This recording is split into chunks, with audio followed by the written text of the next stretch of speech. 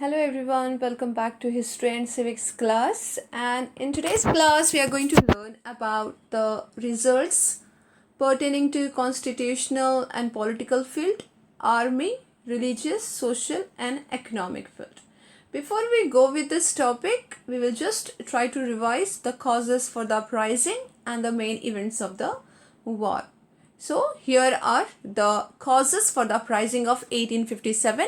Political causes. First one, the policy of annexation followed by Lord Dalhousie, means the doctrine of lapse, annexation of states under the pretext of misgovernment, and then abolition of titles and pensions.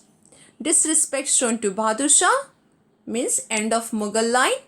Ill treatment of Nana Sahib and Rani of Jhansi under the pretext of pension and doctrine of lapse. Annexation of Awadh.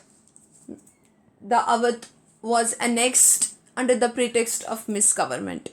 Disbanding the armies of the annexed states, means the army soldiers were jobless. Effect on the other princes. The way Britishers treated our Indian other rulers, the other princes got scared of them and they ran away.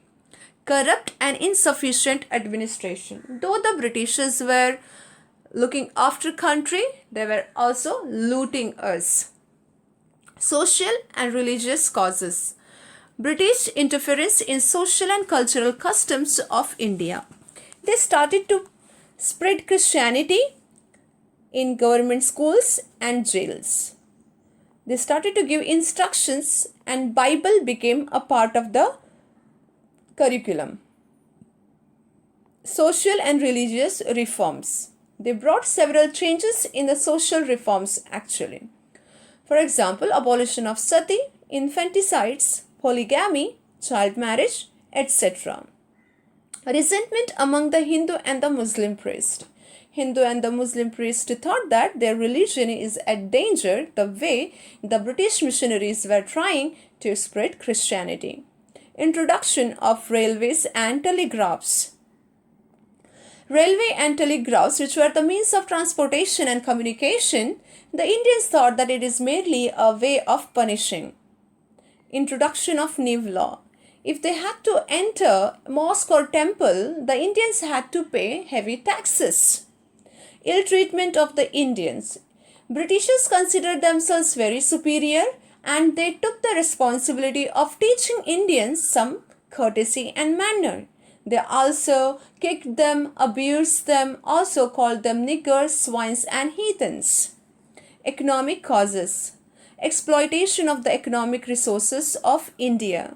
They followed one-way trade, means when the Britishers were buying raw material from Indian farmers, they were not paying any taxes.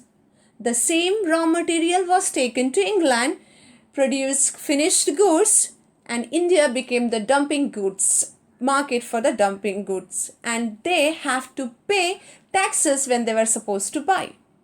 Subordination of Indian economy to British interest. Whatever the changes took place in trade and commerce of India, it was according to the Britishers' benefits, their interest. Antagonize the traders and the industrialists. When the Britishers brought machines into industrial revolution, the Indian industries fell down completely. Collapse of Indian handicrafts. The Indian handicrafts remained with no job or no raw material, because raw material was carried to England. So this way, and they brought the machine finished goods, and the Indian handicrafts had no place in the market. Discontent among the Jagirdars and Zamindars. Jagirdars and Zamindars were the helpers for the Britishers to settle down in India. Their land was annexed by the Britishers. So this also created discontent among the Zamindars and Jagirdars. Annexation of Awadh. After the annexation of Awadh, the armies were disbanded. So, the disbanded army became unemployed. They had nothing to look after their families. Not only that, the educated Indians became jobless. They spread Western education so that they will give jobs to the educated Indians. But the jobs were given only to the European soldiers and the officials. Then military causes. Ill treatment of the sepoys. When the sepoys were getting trained under British government, they were treated very badly. They were kicked, abused, etc. Inferior status and low salary. Though the European soldiers and Indian soldiers were working in the same range, means the nature of their work was similar, but the salaries given to both the troops were entirely different. General Service Enlistment Act. According to this act, as we have already learned, that once the soldier signs the General Service Enlistment Act, he has to go overseas if the government wishes, which was against the religion, Hindu religion. So the sepoy did not agree for it and they revolted against the Britishers. Loss of British prestige in the first Afghan war. There was a myth that the Britishers are invincible, means undefeatable. But when the Britishers lost war with the Afghan, it gave a hope and courage to the Indians to fight against the Britishers. And one more example of Russia and France. Russia, being such a powerful country, was defeated by France and other few small countries. So this enlightened the spirits of Indian soldiers. So the effects of the annexation of Awadh or Oudh. We know that the Bengal army was very strong and well armed. It consisted mainly of the soldiers came from Oudh actually. So when they heard the news of annexation of Oudh in 1856, it sent a wave of resentment or hatred and provoking among them and inflamed their feelings. Because the Bengal army consisted most of the soldiers from Awadh actually. Then immediate cause. The immediate cause, the greased cartridges. By 1857, the material for a mass uprising was ready. Only a spark was needed to set it on fire. It was triggered by the greased cartridges, a new type of rifle called as Enfield rifle, which was greased with the tallow of cow and a lard of pig. Tallow means a cow fat, lard means pig fat. So the main intention of the government was to defile or foul the religion of Hindu and Muslims so that they can create some gap. So the Indian sepoy became infuriated and very angry and rose in the revolt because they do not wanted to spoil their religion. Let's come to the events. Meerut started with the arrest of 86 sepoys. Delhi with the death of Bahadur Shah II. Kanpur, Nana Sahib captured Kanpur fort and proclaimed himself by Peshwa, but he was defeated again. Lucknow, Hazrat Mahal besieged Sir Henry Lawrence and killed General Neil.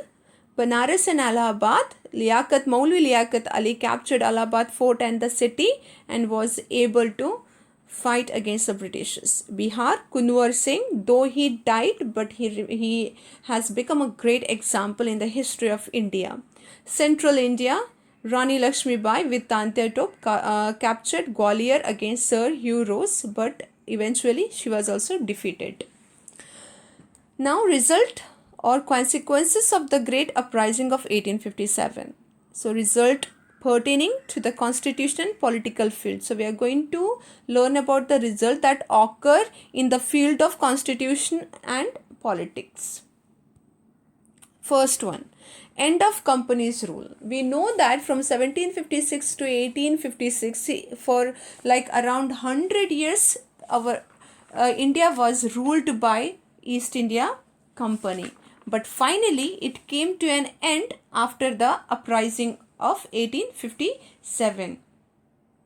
Though the uprising of 1857 failed and was firmly suppressed, means stopped, yet it proved very important in respects of its result. It produced deep and far-reaching effects on social and political life of India.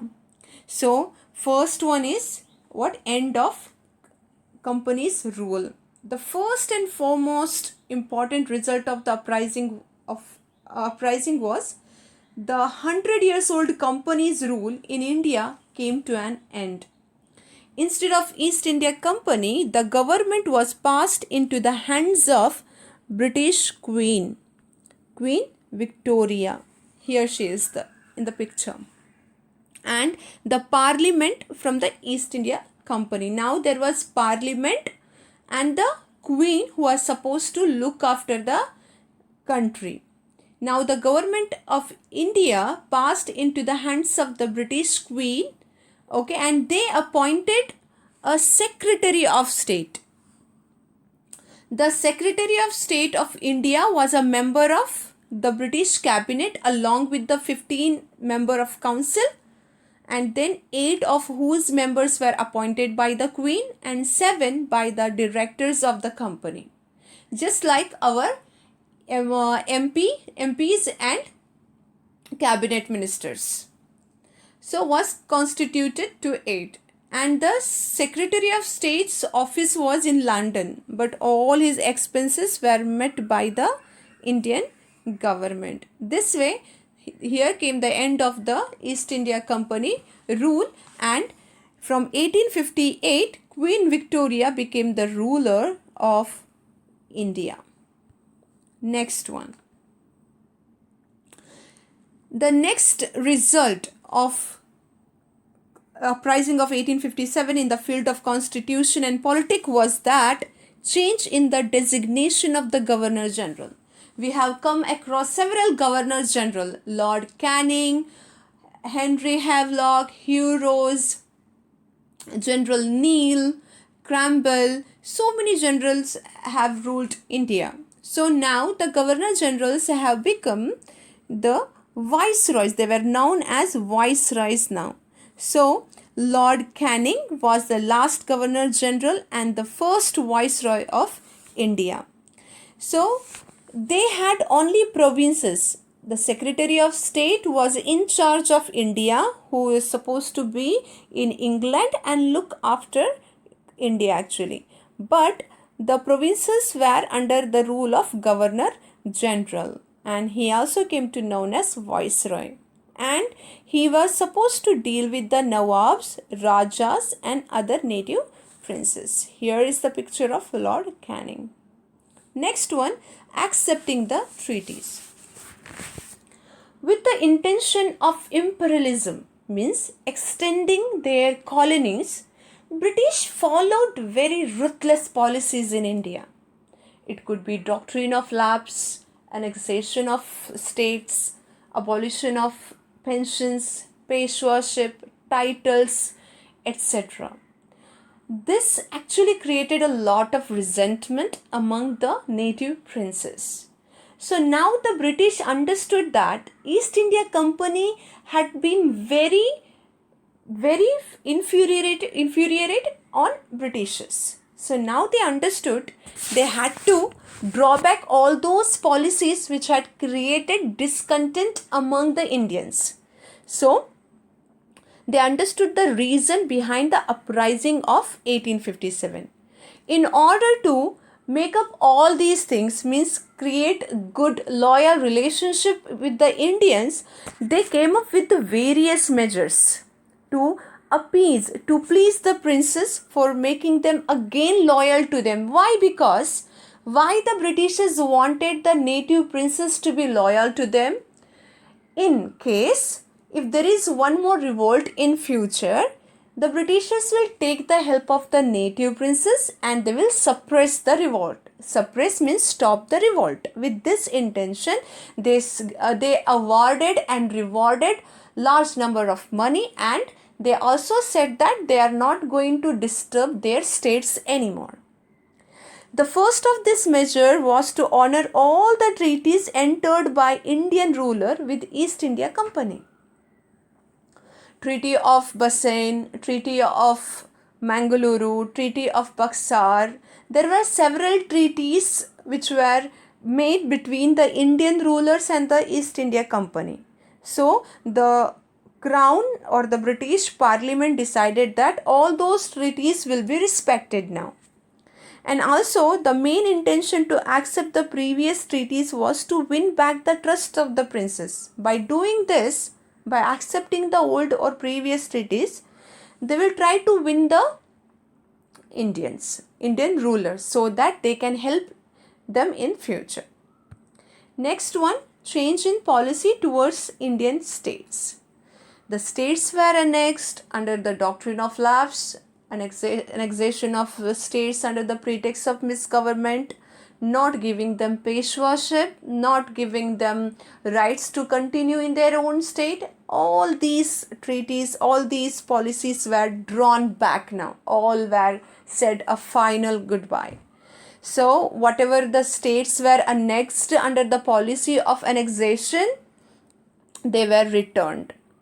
A final goodbye was given to doctrine of lapse. Now, the Indian rulers without heir can adopt heir and make them the king. Restrictions number of Indian soldiers in the British army. Now, earlier, the number of soldiers in British army was larger than the European armies. Now, they made it clear that the number of Indian soldiers will be not more than 1/3 of British soldier. So British would no longer interfere, and next one, British would no longer interfere in Indian rulers' internal matters except in the case of misgovernance. Now the Indian ruler can take care of his subjects or the people of his state, and British will not at all interfere or talk about the matters whatever it goes on in their states, except whenever it comes to the misgovernance of the state, means if they are not able to pay the taxes, the revenues and all, then the Britishers will enter the matters. Next one, the Indian rulers who helped the British during the uprising were decorated with big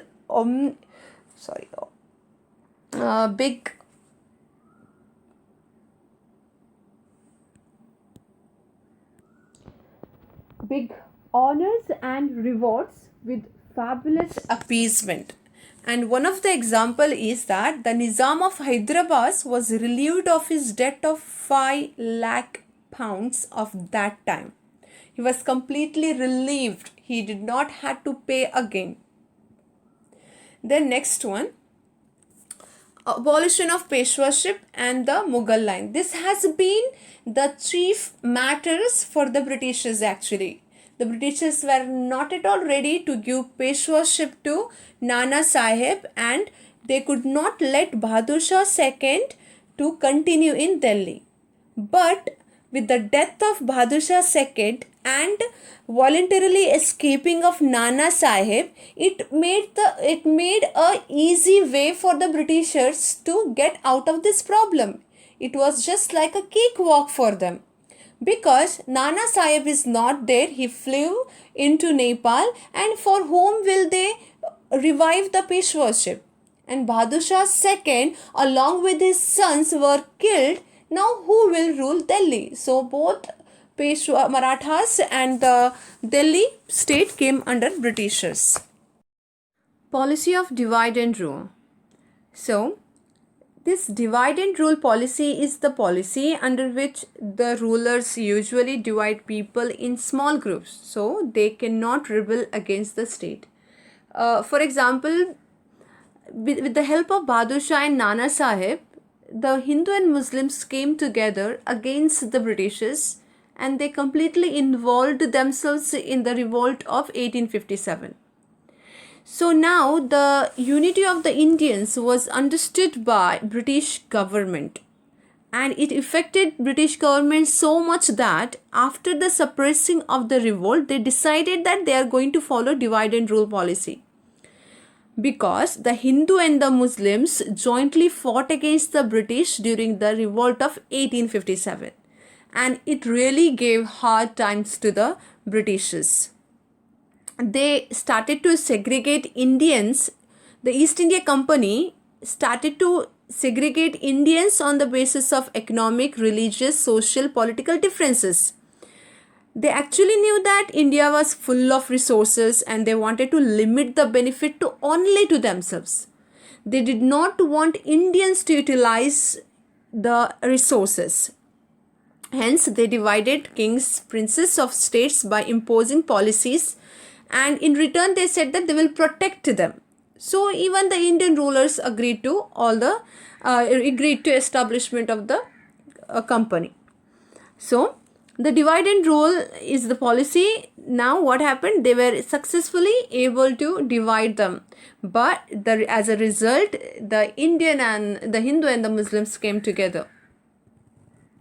Then rise of nationalism, the favorite part. Though the revolt did not last longer, though it did not have the success, though it met with a failure, but still there was a good thing about this revolt of 1857, that is rise of nationalism. Whatever the Britishers tried to do against the Indians took it so positively that it created nationalism and the feeling of unity amongst everyone. So the rise of nationalism, how did it happen? With the unity of Hindu and Muslims. As all of us know, with the help of Bahadur Shah II and Nana Sahib, we were able to achieve this. All the sepoys of the East India Company got together without thinking about caste, religion, position. The Indian sepoys who were working for the East India Company fought against the company itself without thinking about the caste, religion and the position. There were Muslims, Gurkhas, there were Sikh Gurkhas, there were different soldiers. And the rise of nationalism occurred because of the sacrifice of the great leaders like Mangal Pandey, Tantia Tope, Azimullah, Kunwar Singh, Lakshmi Bai, etc. And one more thing for the rise of nationalism is that the English language and the Western education. The English language and the Western education, which was imposed on Indian for the betterment of the Britishers, now the Indians utilize it to gain knowledge about the Britishers. Like they were defeated in Afghan war, France defeated Russia in Russian wars. So in this way they got educated and they understood the planning and plottings of Britishers and they were easily able to fight them. Development of transport and means of communication. The things which were developed in India for their betterment and their easy transactions or easy communication or easy transport, now we Indians also started to use it for sending the messages, the sending wires and everything with the help of all this. So with this we come across the results pertaining to the political and constitutional fields. Now result pertaining to the army, reorganization of the army. First, so pertaining to the army means reorganization of the army. They understood that mutiny of Sepoy was the immediate cause for the uprising of 1857. So the Britishers did not take longer time to change and reorganize the whole army, starting with the amalgamation of troops of the crown and the company. There were two categories of armies earlier. One, troopers of East India Company's troop, means recruited from among the European settlers in India, means Europeans who were settled in India, those were appointed as the soldiers or the army for East India Company. Then the one more troop was organized, that is British Crown troops. They were recruited directly by the British government.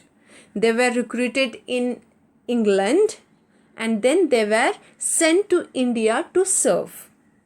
And now the East India Company troops and British government troops were amalgamated. Amalgamated means merged, mixed together. So now the European regiments means soldiers were amalgamated in 1860 with the British Army. European with the British Army. But the native Indian regiments were not amalgamated. They were kept separately. Why? Because they did not want the Indian soldier to know about their plannings. Next one, increase in the number of European troops. Now they started to increase the number of soldiers, European soldiers in British Indian Army. Why? Because the revolt had taken place because of the mutiny of sepoys. Because there was the Indian number of Indian soldiers were larger than the European soldier. So the British government decided that the Indian government will not have more than twice of the European troops. The Indian sepoys will not exceed twice that of European troops. That is, the new army consisted of 72,000 Europeans and 135,000 Indian soldiers. So now a cause for the uprising, because military was considered as a cause for the uprising. So the new principle was established, that was, no case the number of Indian sepoys would exceed twice that of European sepoys. Next one, placing artillery and other effective weapons exclusively in European hands. The ammunition means the bullets, the bombardings and everything were in the hands of the Britishers. All the new sophisticated means advanced weapons were in the hands of the Britishers. No advanced weapons will be in the hands of the Indian soldiers. And the British did not want any rebellion in the state. So all the artillery or the very effective or sophisticated weapons in the war and the regular time, it was only given to the British officers, and it was done primarily to stop the Indian soldier from sheltering any new kind of breaking out in the rebellion and all. They do not want the Indian soldier to break out into rebellion. So next one is mixing of different classes of sepoys. Earlier in Bengal army, all the sepoys were of same caste and same faith. So Britishers thought that having the same caste and same faith, the sepoys were able to revolt. But so what they did, the Britishers, in order to crush the unity and nationalism of the Indian soldiers, they started to mix up the sepoys of all classes, Hindu, Muslims, Brahmins, like all kinds of sepoys were mixed together, so that they decided to mix the soldier belonging to different caste and practicing different faiths in the same armies, so that the unity and nationalism did not develop among them. Besides, the Indian sepoys were stationed in cantonments away from the civil areas, means they were not allowed to meet common people as long as they are serving the British government. So no contact with the common people, so that they can avoid any uprising against Britishers. Next one is increase in the expenditure of the army.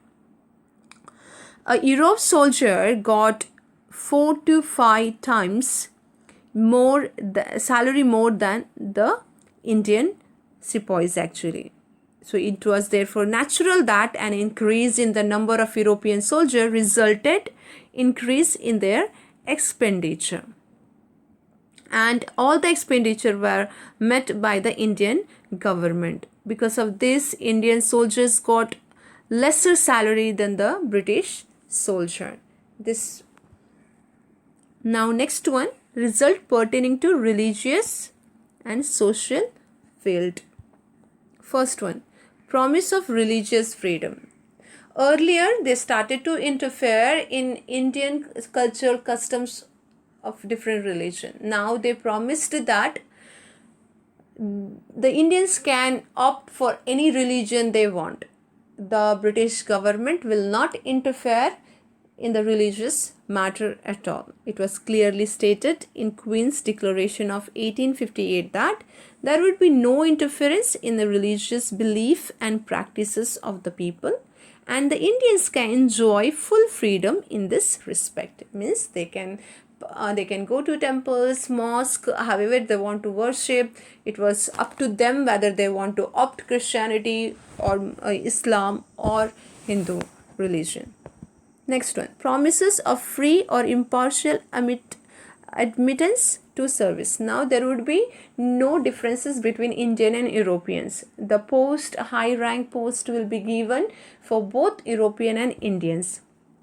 So the Indians were promised to appointment to higher offices under the government without prejudice the caste, color or religion, without the opinion of the caste, color or religion. So it was particularly stated in the Declaration of 1858. Next one, straining of relations between the European and the Indians. We already know that the Indians burned British officers, they killed British officers, and Indian were very aggressive against the British, and British also murdered many people. General Neil, he has gone through a lot of ruthless atrocities. Atrocities means very cruel killing is called as atrocities. So atrocities and everything, we all know that during the time of Kanpur war, during the time of provincial, like Indian central provinces and all, we have gone through so much of massacre. So there was always bitter feelings between European and the Indians. So European used to suspect Indians, and Indians hated Europeans because they had taken over their land. So the Europeans were suspecting Indians because if the Indians, once they have revolted against Britishers, then again they will revolt against them. So they had some kind of doubt on Indians, and at the same time Indians also did not like Britishers, the way they were ruling, the way the Britishers were treating the Indians. They were not really happy with it, and they were completely looting our Indian economy actually. So the relation among the people of both the races become bitter and strained. Strained means when you do not like some relationship or you do not trust that relation, is called a strained relationship. So this was a straining relationship between the Europeans and the Indians. Indians did not like the administrative policies of the Britishers, and Britishers did not like the Indians and their loyalty towards them. Next one, widening of the gap between the Hindus and the Muslims. When Bahadur Shah II was declared the ruler of India, Nana Sahib accepted it and gave a clear message to the people that the Hindu and the Muslims are united. With that unification, India was able to revolt against the Britishers, and this revolt had given a very hard time to Britishers. So the Britishers had to break this Hindu-Muslim unity. So how did they do this? During the revolt, some of the Sikh and Hindu Gurkha soldiers helped the Britishers to stop the revolt. So this particular thing has harbored, the Muslims started to harbor this and mistrust against the Hindus. They started to think that they started to hate Hindus because they helped Britishers, and it was one of the trick by the Britishers to widen the gap between the Hindu and the Muslim, because they have become strongest together. So they wanted to break this relation So they brought this up actually. When the Muslims started to hate Hindu Gurkha soldiers, the Britishers fanned this situation, means encouraged the Muslims to hate Hindu soldiers, and they encouraged the Hindus, stating that the Muslims are intruders to India. They are not originally from India, they are intruders. In this way, they created a good enough gap between Hindu and Muslims, and they encouraged the differences between Hindu and the other religion. And thus, the British Empire would stay longer in India without any challenge from any quarter whatsoever. So, next one is economic exploitation. Economic exploitation after the revolt of 1857 was serious and much wider. Now they were looting. The looting what accelerated. The English people now ruthlessly exploited the Indian economy without any fear. The India had been already plundered by the traders and the official of the company. Now after the crown, with all these accepting of the previous treaty, giving them reward and appreciation, cancelling their debts and everything, giving the rulers back their annexed state, all this had won actually. The Indians have taken the bait, and this gave Britishers a big opportunity to loot India completely. So the crown rule became like started to loot and plunder India in a large way. So thank you for this class. This way we are coming down to the end of the chapter, the first war of independence. Please take down the points when I'm explaining.